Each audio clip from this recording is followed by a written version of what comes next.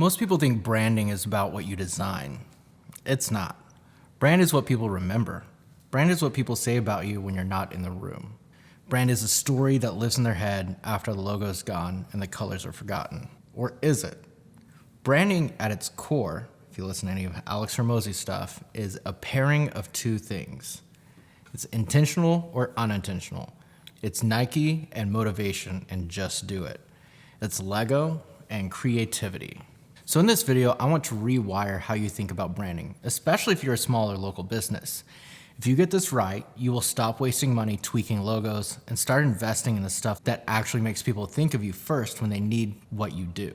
Number one, brand is memory, not mock-ups. Let's start with the myth. Most people think brand equals logo, colors, font, maybe a fancy guideline PDF they never look at again. You see it all the time. Somebody starts a business and the first thing they do is obsess over what shades of blue communicates trust or whether their logo should be slightly more rounded. Meanwhile, nobody in their city even knows what they do.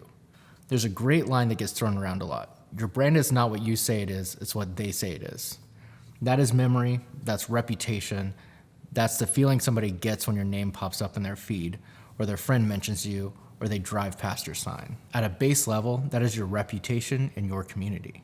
And don't get me wrong, all of these things like logos and brand and color, they all communicate, which is a positive. They all communicate what you do, who you are, what you stand for.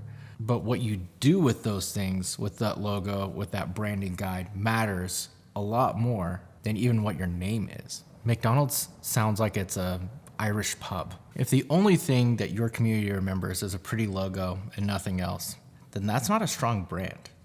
When you think of H-E-B, if you're from Texas, you do not just picture the red logo. You remember community, you remember reliability during disasters, you remember specific products you love. When you think of Liquid Death, you do not just remember the skull, you remember that attitude. You remember the first time you saw someone drinking what looked like a beer and found out it was just water. Those feelings and stories are part of that brand, part of that pairing. The design just gives a memory a container. People remember patterns, not palettes. Here's where most small businesses accidentally make their branding weaker. They keep changing things. A new logo every year, new slogan every quarter, new color scheme every time a designer has an idea, and they wonder why nobody remembers them.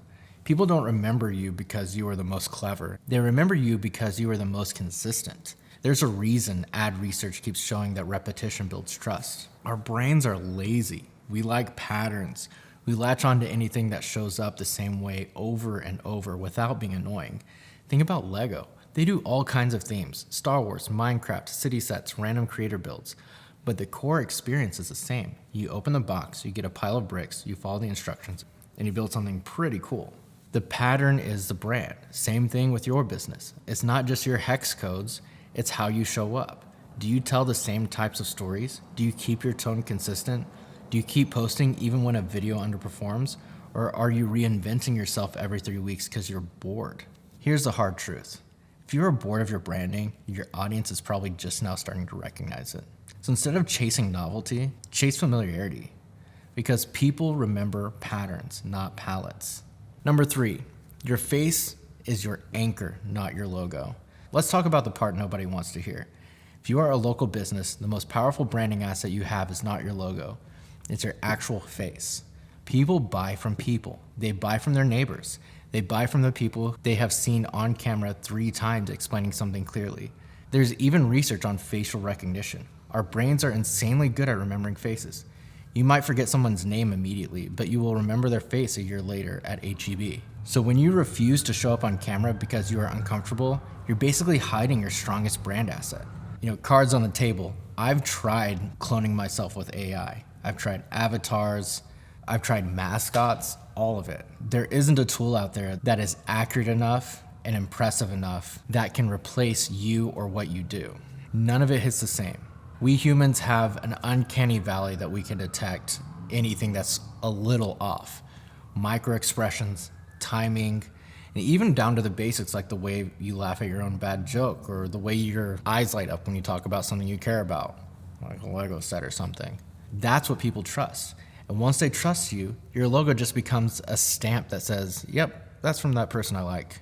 Your face is the anchor. Your logo is a label. Don't confuse the two.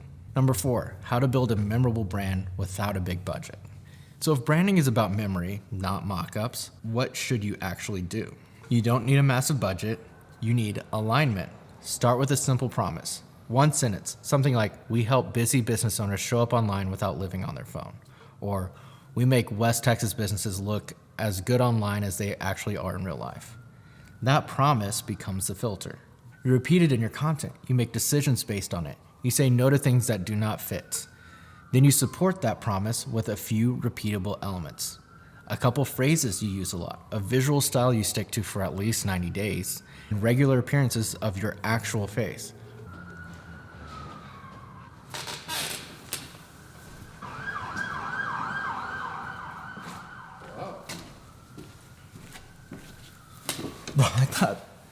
I thought the building was on fire or something. That was crazy. I haven't heard that many sirens downtown in San Angelo in forever. Jeez. For me, that's the cosmic arc, cosmic vibe. The space-inspired visuals, the stay curious, stay scrappy energy, the black and purple, a little bit of pink in there, the focus on practical systems over hype. For you, it might be West Texas ranch grit, or cozy therapist energy, or nerdy meticulous accountant vibes. The point is not to copy somebody else. The point is to pick something true about you and then turn the volume up a little bit. Because when you pair who you are with what your people already love, you get the irrational loyalty effect that H-E-B and Liquid Death and Lego all enjoy on a smaller local scale. So number 5, a simple checklist you can implement this week. Let's land this plane with a checklist that you can actually use. You do not need a rebrand. You need clarity and repetition. First, one sentence for what you do and who you help. Say it out loud. Write it on a sticky note. If you cannot explain it clearly in one line, then that is your homework. Fix that before moving on. Second, one visual style you commit to for the next 90 days. Not forever, just like 3 months. Maybe it's a simple text on a solid background. Maybe it's photos of you plus one accent color. Maybe it's lo-fi behind the scenes clip with subtitles. The key is that you don't change it every week because you feel bored. Let your audience develop some recognition for your brand. Third, find one way you show your face regularly. That might be a weekly talking head video. It might be a podcast clip. It might be going on somebody's podcast. It might be Instagram stories where you explain something quickly, which Instagram stories are pretty nice because they disappear after 24 hours, so it feels low commitment. Same thing with Facebook stories and other things like that. Whatever is sustainable for you, do that. If you're thinking, yeah, but I hate how I look or sound on camera, I get it. Most people do at first. But your customers are not watching you because you're a perfectly polished news anchor. They're watching you because they want to know if they can trust you.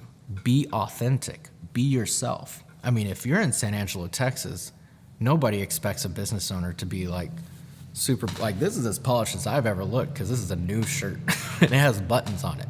I'm usually in a hoodie. What your audience cares about is authenticity. It's grit, it's trust. Not that you can deliver a line perfectly or that you said and a couple times or that you need a new haircut or your makeup wasn't perfect. Nobody cares. You've already done the hardest part, which is start a business. Take one more step forward and put yourself out there because people want to see who's behind your business. So picture this. A year from now, somebody in your town, in your city, needs exactly what you do. Their friend says, oh, you should talk to them. I keep seeing their videos. They always explain this really clearly. They're not saying, oh man, their colors are incredible. They're saying, I remember them. That is branding. If you stop chasing the perfect logo and start building memorable patterns, your brand will finally start doing the heavy lifting it was supposed to do. Stay curious, stay scrappy. You got this.